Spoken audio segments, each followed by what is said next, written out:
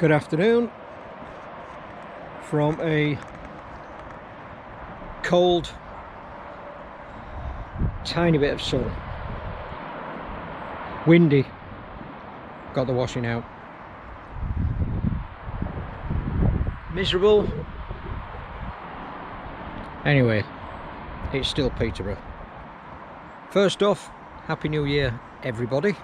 Hope you had a good COVID-free festive period. We shall see. I ended up with a mouth ulcer. Last time I had a mouth ulcer, I was in school. Anyway, problem found and problem solved. Before I start, all the fish are very, very active.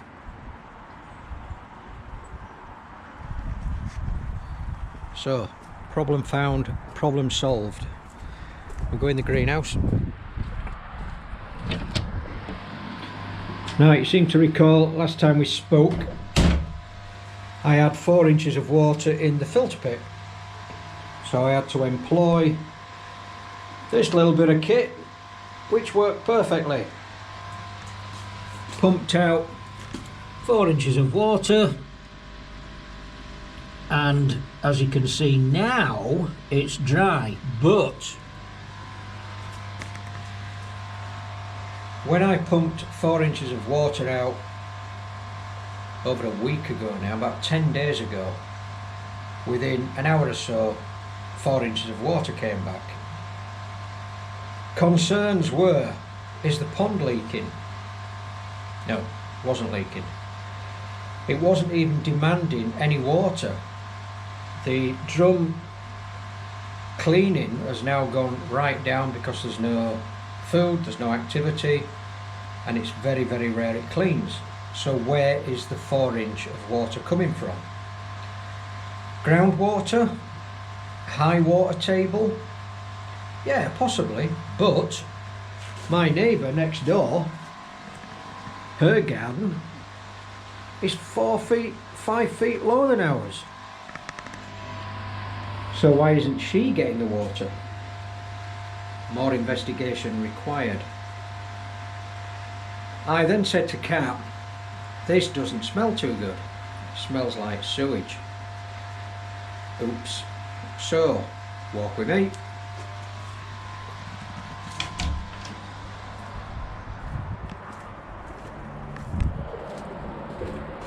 I lifted that up.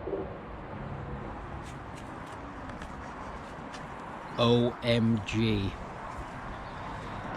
That's almost 36 inch deep, 39 inch deep. 8 inch from the top of that drain was 4 houses worth of sewage, human waste. And the day after, we were going to Kat's parents. Oh my God, no. So I got some drain rods. Actually got some drain rods for Christmas, so thanks Kat for those drain rods. Gets me there. The love is just, oh. Looked at the drain here, this was full. The drain down the drive, that was empty. So the blockage was underneath the garage. And as you can see, that is very long. After 3 hours of rodding backwards and forwards, pull the shoulder, oh, the most pain, but had to be done. There was a big gloop and a pop, and then the entire world started moving down the drain. Anyway, cut long story short, as soon as the drains were rodded, cleaned out, boatloads of bleach thrown down, the water in the filter pit disappeared. Happy, happy days. The filter pit got a full bottle of bleach down it as well. No chance of it mingling with the pond water. Absolutely 100% safe about that. But that's where we were. I'm now going to hand over to Kat, because Kat's going to have a chat with you. Well, Happy New Year everybody. I hope you've all had as good a Christmas as could be had. Plenty of food, plenty of whatever you like to drink, and family where you can. And I hope anyone who's been afflicted by COVID is rapidly getting over it. Just a very quick update. There will be a garden update coming fairly soon. There's just a little bit to say. A few developments last year which I really need to update you on. But just a quick one on the fish. We still have 17. As you can see, the temperature's been up a little bit. It was 11 yesterday in the pond, so they've had a bit of food. They're looking really quite active. They're all still growing. See, the chag looks like it's got longer. Sorry boy's chunked up even more. And Gordon's still being a problem. There's Gordon. It was a Ginmat soup when we got it. It's quite clearly oranging up. And oh, you can see Clint's got a bit of pox, but Clint always has pox. So little Gordon, well, not so little anymore, sitting at the bottom of the pond the other day, just not moving. So we looked at it and thought, are we going to have to do something about this? Have we got a dead fish? So went and got the net, and no, it was just plain possum. But I thought we'd do a check on the water anyway. So being winter, you see we're not feeding that much. We say just a couple of really small handfuls in the last couple of days as the temperature's been a bit warmer, and we're expecting it to get cooler again. So the filter's not really doing very much, and of course we're not putting much tap water in at the moment. We did pretty well actually on the water parameters, so not feeding much, but the ammonia was negligible. Nitrite, nitrate were again negligible, tiny tinge of pink, but sort of better than we tend to get in the summer. And the only thing of note really was that the KH was down. When I was thinking about it, you know, I discussed in a previous video how the KHs are a measure of carbonate, bicarbonate, in the water, which acts as a buffer. So it acts to absorb big swings in pH. And it basically mops up hydrogen ions. Then when your buffer gets exhausted, you then would tend to have the acid spike or the pH drop, depending how you look at it, with acids being a lower pH, and which means they've got a lower number of hydrogen ions. And the KH has dropped a little bit, has dropped to 4. Normally we run about 6, which is actually where it should be. But then thinking about it, not really surprised. We're not putting much tap water in, and we've actually had quite a lot of fairly heavy rain showers recently. And I don't know if you remember or not, when I last did a water test on the rainwater, obviously it's soft water, there's no calcium carbonate in it, so the KH is very low. So it's probably all dilutional. We'll just keep an eye on it, see what happens. The pH itself is still 7.5 to 8ish, which is exactly where it normally runs, so quite happy with that. And we'll just keep an eye, and while the fish are looking happy, I'm not going to keep testing unless we really have to. Interestingly, the day after, Gordon was swimming around quite nicely, and Rachel was sitting on the bottom. Rachel's the big Sankey. You can see it at the back. Yep, just looking at us now with a bit of pox on its normal wing. And Rachel obviously is looking quite happy now again. So I'm guessing it was just something that they were doing. So yeah, apart from that, all good. So thanks very much, folks, and stay safe. Right, good afternoon from a miserable Peterborough, but as you can see on the screen, we've got a smiley person. That's a prompt of a smile. So, can you give me your name, your age, your home, and your profession? Name's Dave, 27, Yorkshire, if you haven't already known by my voice. And my profession is I'm a fabricator welder. Fabricator welder. Right, Dave, are you ready for your 10 in 10? Oh, here we go. Oh. First question, how many koi keeping years have you had? 2. But prior to that, when I was younger, like I said, my Q&A video if you've already watched it. I've had about 5 or 6 years with tropical fish tanks and goldfish, but koi years is 2. Okay. Second question, what is your current pond size and how many fish do you have? It's 8-foot square wooden sleeper pond with a liner in, and if I remember off the top of my head, 12 koi. 12 koi. Okay. Third question, always a good one this. Is this your forever pond? No, Okay, doke. So how far away are we from your forever pond? A few years? This year? What are we talking? a few. Well, it all depends if I can win lottery or not, doesn't it? Like anybody. I suppose so. I suppose so. Okay, then. Question 4. If all your fish and your pond and your filters disappeared overnight, what would be your alternative hobby? Fishing, because that's what I used to do before I kept koi. But I sold all my fishing gear so I could get a bigger filter for my pond. Blimey. Oh, that's hard going. So, But it's all part of koi keeping. You've got to sacrifice something because, as people say, it's not a hobby, it's a lifestyle. it is. So, question 5. In your koi keeping years, what has been your biggest triumph? Oh, God. It depends. Will it still be a smallish fish? It's my ghost, or it could be blue, because the colours are slowly maturing in the blue one, so you can get to see all its body.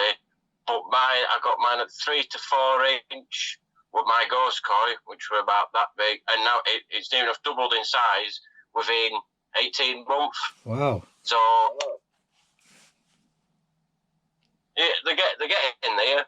Obviously, I'm doing something right with them going twice the size. Of course, yeah, of course. So, question 6. What advice, one piece of advice for any new koi keeper that's just starting out? Do your research and don't just go off what somebody said, just one person. Look at a few other people and take your own advice from looking at other people's research. Marvellous. So just do your research before you even dig a hole in the ground. Good. So we've talked about biggest triumph, and that's the size of your fish. What has been your biggest mistake? Is when I took my covers off my pond so I could do a video with another YouTuber, and then I put the covers back on thinking no of it, but I accidentally knocked my return pipe just ever so slightly, and the pond drained to the point where I lost 3 koi from doing so. No. Always check where you're putting your covers, and always keep an eye on your returns if you've got covers on, if you knock it, because sometimes it could just knock it that little bit like mine did, and you don't notice any change until you've gone, oh crap, I've got a puddle left. Yeah. It was devastating, and I was rushing about like an headless chicken, and it cost, like I say, it cost me 3 fish, it cost me a new pump, all because it slightly knocked a return pipe. Yeah, okay. So question 8, I know we're just into a brand new year, 2022, so what are your future plans? So what you got planned this year? A few homemade things, but obviously with me having my own YouTube channel, I don't want to give too much away. Of course. Everyone's going to know what I'm going to do. So basically you've got to say keep an eye on my channel because I've got some stuff coming up. Well, there you go. We'll do that then. So next question 9 will be, do you get support from your partner? Yes, I do. She doesn't touch the filters or out like, she don't like getting her hands mucky, but she'll feed the fish through the day if I'm at work, or she'll if we do a pond visit like I did earlier this year, if you haven't already watched it, it's on my channel. And then she'll be the director, or she'll just, when I'm editing few things, she says, let me have a look, or you need to word it like this or do a bit like that. So she does get involved slightly, but it's good enough for what she wants. So we're talking like more behind the scenes than in front of the camera? Oh, she don't like being in front of the camera, no. Shy. Okay. And your final question in your 10 in 10 is, which is your favourite fish? Not necessarily one that you own, but just your favourite fish in general. It has to be, not because it's in my pond, but when I started, I didn't really have a favourite fish. And then I went, well, I last looked at one and it were red and white, it were the Goramo. I said, we'll have that because it looks quite nice. And now it's in my pond, it's grown a little bit, and my God, I just absolutely love it. Just the white and the red, it's just stunning. I know everybody's, at the minute, is Kawaku, but I've always gone for something different to everyone else. Excellent. So your koi channel is DT Koi. We've now finished the 10 in 10, by the way, Dave, so we'll just blather on with some other stuff. So why would people want to watch your channel? What is like unique about it? How would you get people to start watching you if they're not already watching? Because I'm a little bit different to others. I try and keep things a little bit basic, or sometimes just a little bit simpler to others, because I don't have big money like, a few other YouTubers might have, or I just try and keep things as basic as possible and hopefully explain it well enough for somebody to take something away if they want to do so. Okay. So how many gallons is your pond, by the way? Because you told me the size, but not the gallonage. It is around 2,000 gallons. 2,000 gallons. So what would your forever pond be? What would be an achievable size? Really, the original pond was going to be 11 foot by 8 foot, so I wouldn't mind it being like a 12 foot by 10 foot. But it all, like I say, all depends on whether I can win the lottery or not. Because at this rate, the way with COVID prices, it's never going to happen, is it? No, it isn't. Right, so we've got a 10 in 10. What I'm going to do is add this to a little bit of information that I've already videoed. Myself and Kat have done some stuff, so we want to create a little package. So we've just done 10 minutes. Unless you've got something else that you desperately need to add, I would have to say thank you, Dave from DT Koi, for your 10 in 10. Well, there is another thing is, personally, I would have, if you're not going to go for a drum fitter like yourself, then if you like getting your hands a little bit mucky, but if you ever want to swap and change a few things, then go for a multi-base system. Right. They're a bit old-fashioned, but you can get your hands mucky and you can swap and change a few things in there, and it'll still perform superb. Yep. Saying that because I've got one. Brilliant. You can't fault them in any way, shape, or form. The work, simple as that. The work. Except from that video with you, where you went to that Japanese one, they were all in graveyard. I'm like, why? Yeah. Why are they all in graveyard? Yeah. Down at Japan Koi Import.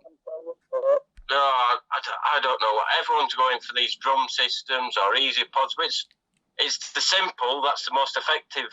I think anyway. Yeah. Because you can adapt to them, like Andy at Koi Pond Lifestyle's done with his moving bed. Yes, yeah. And it just works well. You can throw out at it and it'll still work. Excellent. Right, we'll call it a draw, Dave. Thank you very much for your time and stay safe. I'll try to. See you later. And for those that were asking, I know this is not koi related, but there seems to be an awful lot of people in the modelling world as well as the koi world. So just for those people, I know Lee Hadfield, Eden Koi, Jolly Koi. I've got a Panther on the go, bits and pieces. This is actually quite a poorly made model, but it's quite an old model. Panther Ausführung A. Tracks to spray. I've got the wheels to do. This is going to be in dark yellow, and trying to create a bit of space for cart, and all of a sudden I started filling it back on. These are the two items I got for Christmas. Sheridan and another Hanomag, which I'm going to do in the same colour scheme as the Panther. And then apart from the dead printer inks, this is where I am. You've probably noticed that I've made two big holes in the wall, taking down the shelf that were there, or where the printer was. I kept banging my head on the printer. So this is where I am with the models. And as you can see, before I've even finished another model, I've run out of room, and I need to do another shelf. So yeah, just a short segment, just to let you know what's going on. I'm going to do a bit of figure painting tonight. And again, not the best figures, but it's a bit of practice. And Lord knows, I need a bit of practice. So anyway, just a bit extra. Bye. Right, just one last thing. Now that Kat has checked the water and everything's fine, what do you do if you get a spurious reading? If you're used to your pond, you're used to your water, all your readings are okay apart from one odd one, which is really a bit of a puzzler. What do? You retest? Do you use another test kit? Do you check if it's out of date? Do you have another look around your pond? Do you run around and panic? What do you do if you get a strange reading? Let me know. Anyway, in the meantime, I'm going to go out and probably do another Tales by the Riverbank. So I'm off for a walk after New Year's Eve. Oh, eating too much, need to keep walking. So in the meantime, Happy New Year everybody, look after yourself, 2 jabs, 1 booster, and goodbye.